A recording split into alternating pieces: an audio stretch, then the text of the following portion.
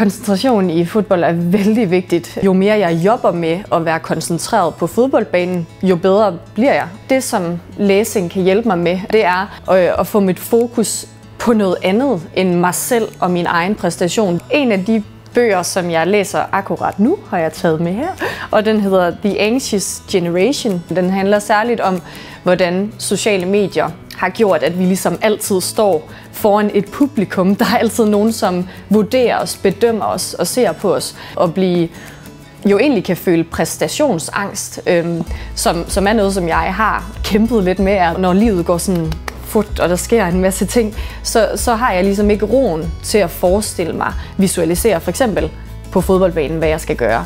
Læsning kan hjælpe med ligesom at få ro på og sætte mig koncentreret, og så kan der ligesom blive plads i hovedet til at forestille sig ting.